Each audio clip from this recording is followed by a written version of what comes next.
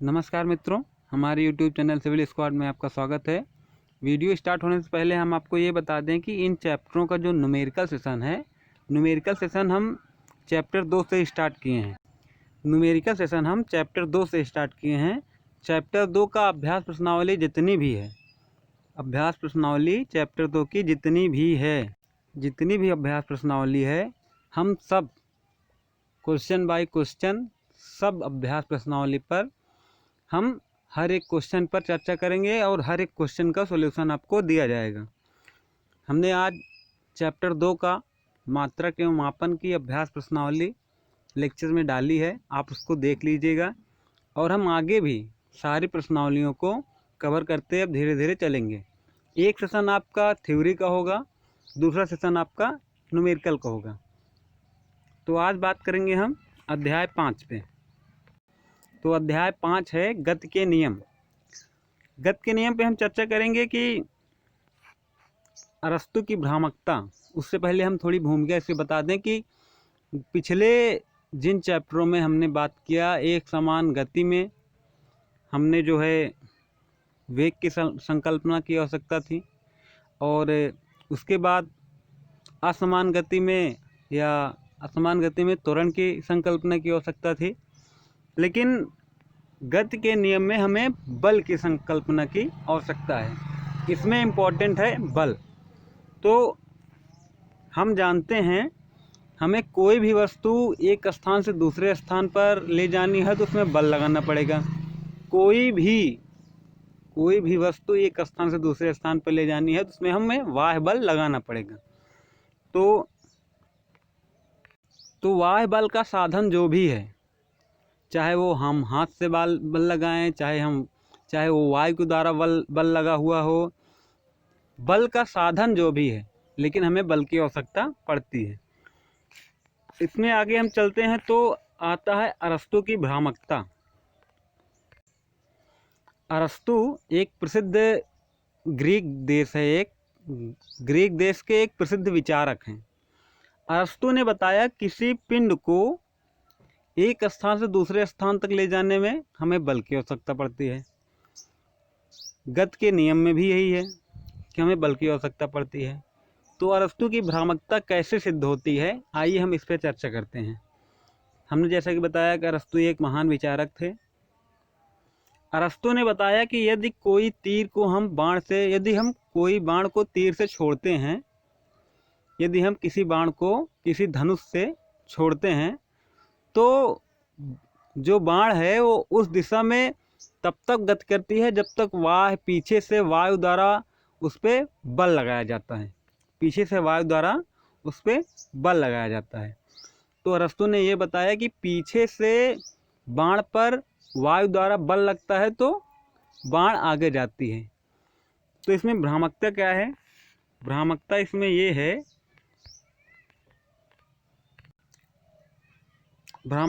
यह है कि देखिए, दिया है कि यदि कोई खिलौना फर्श पर छोड़ा जाता है तो वो तब तक गति करता है जब तक उस पर से पीछे से बाह्य बल लगता है।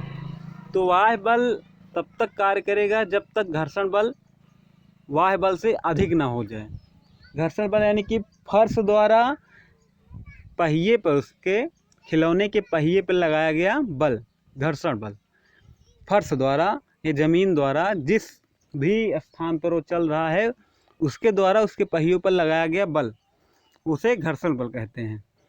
तो अरस्तु ने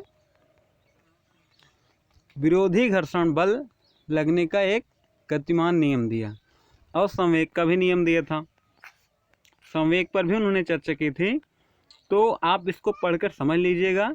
अरस्तु की भ्रामकता यही थी कि अरस्तु ने कहा कि सभी बाह्य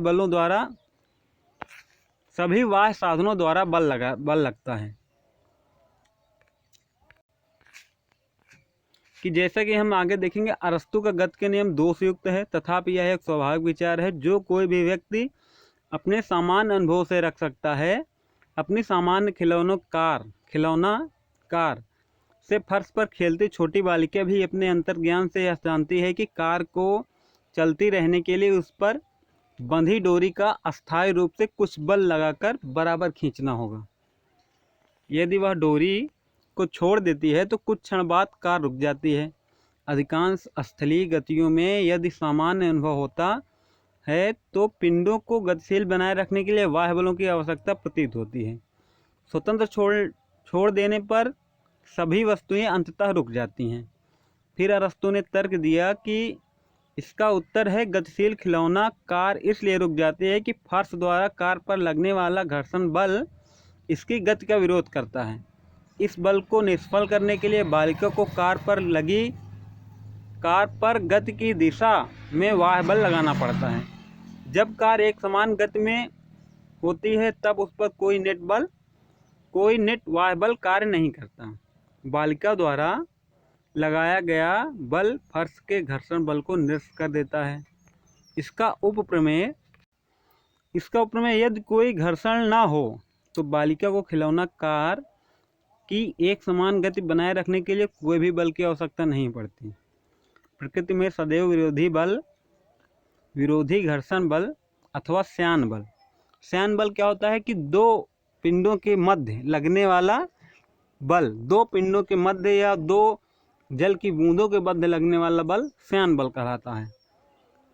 यह उन व्यावहारिक अनुभवों से स्पष्ट है जिनके अनुसार वस्तुओं में एक समान गति बनाए रखने के लिए घर्षण बलों को निष्फल करने हेतु बाह्य साधनों द्वारा बल लगाना आवश्यक है। अब हम समझ सकते हैं कि अरस्तू से त्रुटि कहाँ हुई थी। तो हम इसे पढ़ लेंगे और हम अगले टॉपिक पर चर्चा करेंगे कि जड़त्व का नियम।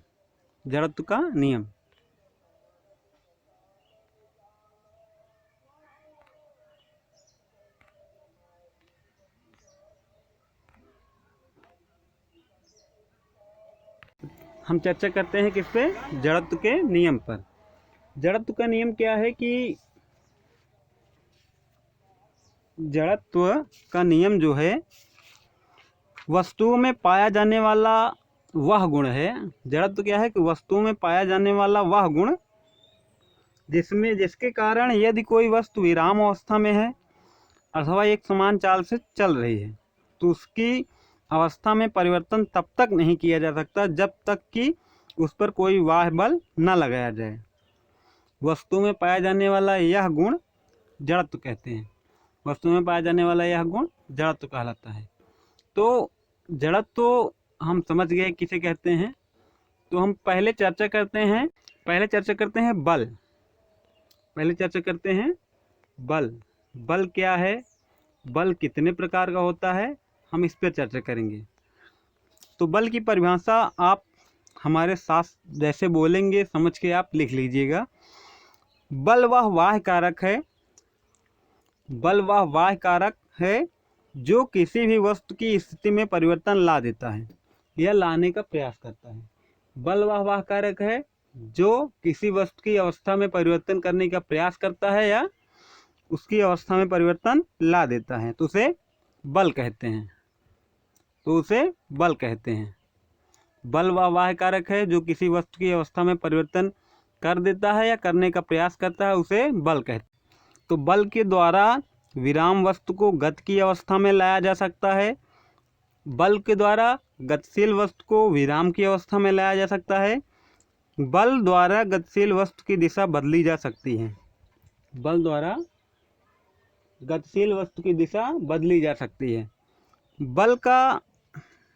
बल को हम एफ से प्रदर्शित करते हैं, कैपिटल एफ से।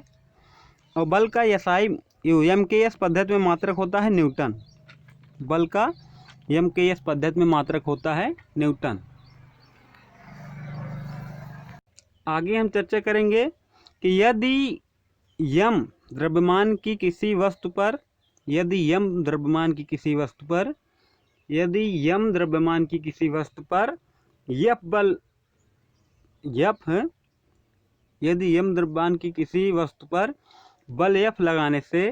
बल एफ लगाने से उसमें त्वरण ए उत्पन्न हो जाता है।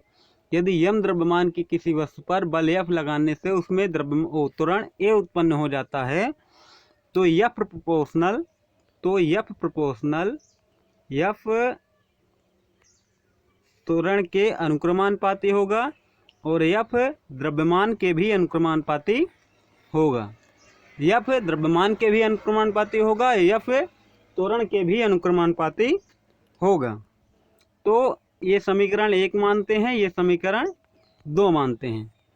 समीकरण 1 और 2 से हम लिखेंगे कि समीकरण 1 और 2 से F प्रोपोर्शनल एम ए, और हमें प्रोपोर्शनल का चिन्ह हटाकर यहाँ पर बराबर का चिन्ह लाने के लिए हमें एक नियतांक k को जोड़ना पड़ेगा।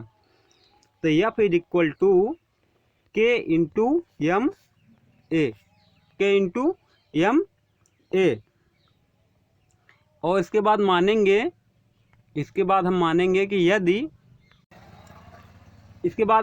कि यदि यम बराबर, यदि यम 1 किलोग्राम है, 1 kg है, और ए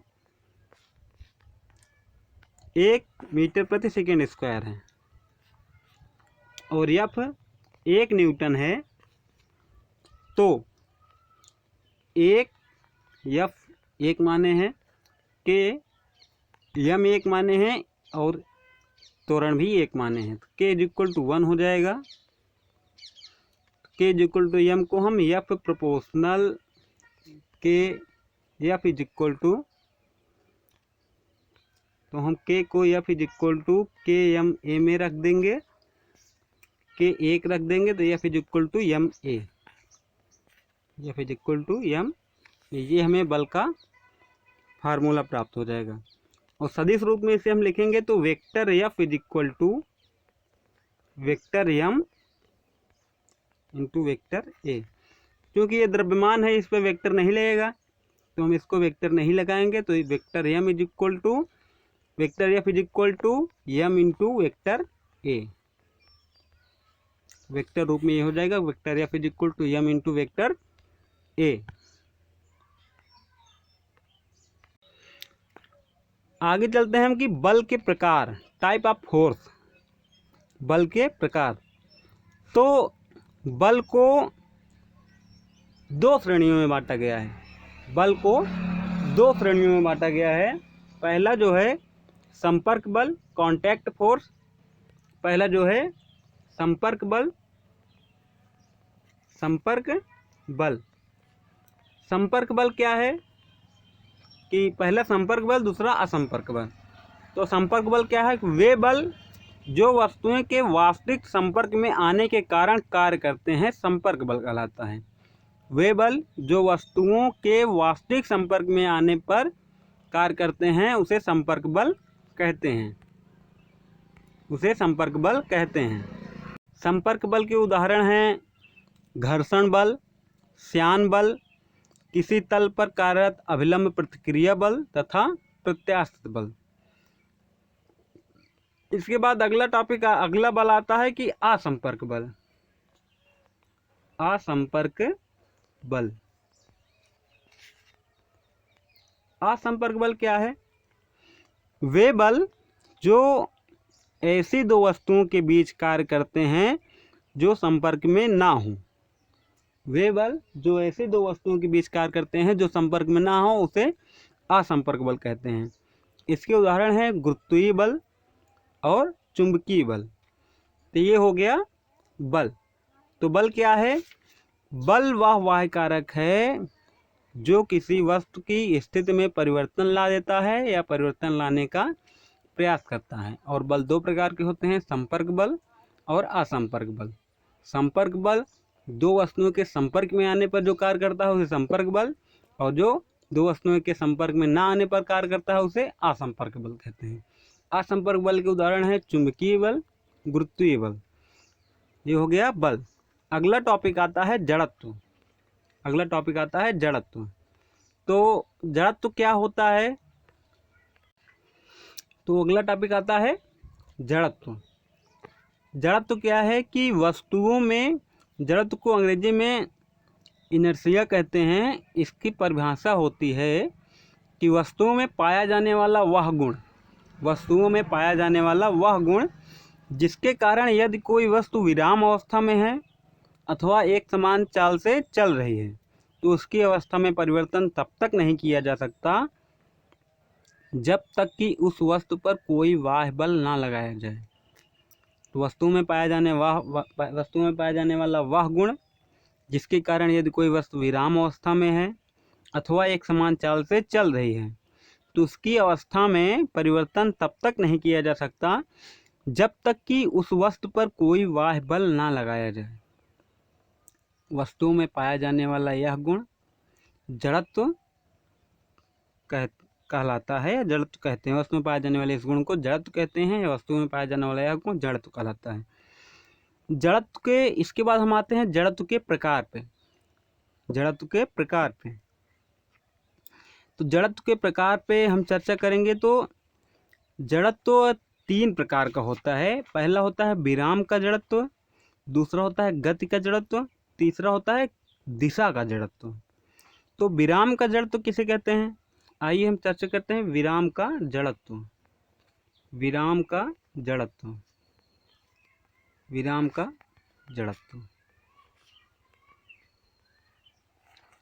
तो विराम का जड़त्व क्या है कि किसी वस्तु की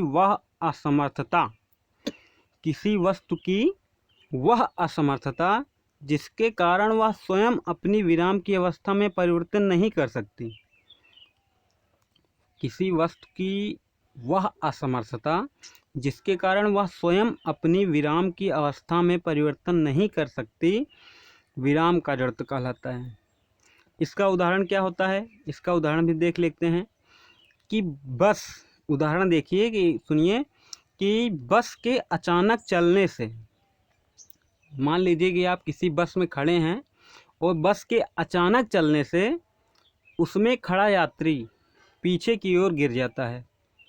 इसको आप अनुभव भी कर चुके होंगे कि यदि आप किसी बस में खड़े हैं तो बस को अचानक चल जाने से उसमें खड़ा यात्री पीछे की ओर गिर जाता है। इसका कारण यह है कि बस के अचानक चल देने पर यात्री के शरीर का निचला भाग बस के संपर्क में होने से तुरंत गति में आ जाता है, परंतु ऊपरी भाग जड़त्व के कारण विराम में ही रहने का प्रयास करता है।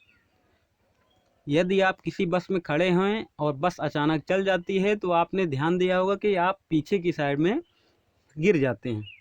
यदि आप कोई सहारा न लिए हो तो आप पीछे की तरफ गिर जाते हैं। तो इसका कारण यही है कि बस के संपर्क में आपका निचला हिस्सा बराबर रहता है। तो बस के संपर्क में रहने से निचला हिस्सा गतिमान हो जाता है और ऊपरी हिस्सा जड़त्व की स्थिति में रहता है, तो वो गति का विरोध करता है और ऊपरी भाग पीछे की ओर चला जाता है, तो आप गिर जाते हैं। अतः निचले और ऊपरी भाग से असमान गति के कारण व्यक्ति पीछे गिर जाता है। निचला हिस्सा आपका गतिशील होगा, ऊपर वाला हिस्सा जो है जड़त्व की अवस्था में रहेगा, इसलिए आप पीछे की तरफ गिर जाएंगे। तो ये हो गया विराम का जड़त्व का उदाहरण। दूसरा आता है इसमें गति का जड़त्व। दूसरा क्या आता है, गति का जड़त्व। गति का जड़त्व क्या होता है? गति का जड़त्व क्या होता है कि किसी गतिशील वस्तु की वह असमर्थता जिसके कारण वह स्वयं अपने वेग में परिवर्तन ना करके जिसके कारण वह स्वयं अपने वेग में परिवर्तन ना कर सके, उसे गति का जड़त्व कहते हैं। किसी गतिशील वस्तु की वह असमर्थता जिसके कारण वह स्वयं अपने वेग में परिवर्तन ना कर सके, उसे गति का जड़त्व कहते हैं। इसका उदाहरण क्या है कि चलती गाड़ी के अचानक रुकने पर, वही उदाहरण है। आप देखिए कि वो बस स्टार्ट हुई थी और यहाँ पर बस बंद होगी। चलती गाड़ी के अचानक रुकने से यात्री आगे की ओर झुक जाता है। चलती गाड़ी के अचानक रुक जाने से यात्री आगे की ओर झुक जाता है। इसका कारण यह है कि चलती गाड़ी के अचानक रुकने पर यात्रियों के शरीर का निचला भाग गाड़ी के संपर्क में रहने से तुरंत रुक जाता है, जबकि ऊपरी भाग गति के जड़त्व के कारण गति में रहता है। गति के जड़त्व के कारण गति में बने रहता है। तो अचानक निचला भाग रुक जाएगा और ऊपरी भाग गति के कारण गति में रहेगा, तो आप निचला भाग रुक जाएगा, अगला भाग आपको आगे की तरफ ले जाएगा। तो इसका उदाहरण यही है कि चलती बस के अचानक रुक जाने पर उसमें बैठा यात्री आगे की ओर झुक जाता है। इसका कारण यह है कि निचला भाग गाड़ी के संपर्क में होने से स्थिर हो जाएगा और ऊपरी भाग गति के जड़त्व के कारण गति में रहेगा, तो वो निचले भाग की स्थिति का विरोध करेगा, इसलिए आप आगे की तरफ झुक जाएंगे। ये हो गया गति का जड़त्व। तीसरा आता है दिशा का जड़त्व। दिशा का जड़त्व, दिशा का जड़त्व, दिशा का जड़त्व। तो दिशा का जड़त्व क्या होता है? किसी वस्तु की वह असमर्थता, किसी वस्तु की वह असमर्थता जिसके कारण वह किसी निश्चित दिशा में गमन करते हुए स्वतः अपनी गति की दिशा में परिवर्तन नहीं कर सकती, वस्तु के इस गुण को दिशा का जड़त्व कहते हैं। क्या है? किसी वस्तु की वह असमर्थता जिसके कारण वह किसी निश्चित दिशा में गमन करते हुए स्वतः ही अपनी गति की दिशा में परिवर्तन नहीं कर सकती, वस्तु के इस गुण को दिशा का जड़त्व कहते हैं। इसका उदाहरण क्या होगा कि जब कोई बस दाहिनी ओर मुड़ती है तो उसमें बैठे यात्री बाईं ओर झुक जाते हैं। जब कोई बस दाहिनी ओर मुड़ती है तो उसमें बैठे यात्री बाईं ओर मुड़ जाते हैं। जब कोई बस बाईं ओर मुड़ती है उसमें बैठे यात्री दाहिनी ओर मुड़ जाते हैं। इसका कारण यह है कि यात्री के शरीर का निचला हिस्सा गाड़ी के संपर्क में होने के कारण तुरंत मुड़ जाता है, जबकि ऊपरी हिस्सा जड़त्व के कारण एक सरल रेखा के अनुदिश ही गति करना चाहता है, जिसके परिणाम स्वरूप यात्री बाईं ओर झुक जाता है। यदि बस दाईं ओर घूम रही है तो बाईं ओर झुक जाएगा, यदि बाईं ओर घूम रही है तो वो दाईं ओर झुक जाएगा। ये हो गया दिशा का जड़त्व। तो हमने क्या पढ़ा कि जड़त्व किसे कहते हैं? पहले बल क्या है? बल वह वाह्य कारक है जो किसी वस्तु की अवस्था में परिवर्तन करता है या करने का प्रयास करता है। बल दो प्रकार के होते हैं, संपर्क बल, असंपर्क बल। उसके बाद जड़त्व वस्तु में पाया जाने वाला वह गुण जिसके कारण यदि कोई वस्तु विराम अवस्था में है अथवा एक समान चाल से चल रही है तो उसकी अवस्था में परिवर्तन तब तक नहीं किया जा सकता जब तक कि उस पर कोई बाह्य बल न लगाया जाए। वस्तु में पाए जाने वाले इस गुण को जड़त्व कहते हैं। जड़त्व तीन प्रकार के होते हैं, विराम का जड़त्व, गति का जड़त्व और दिशा का जड़त्व।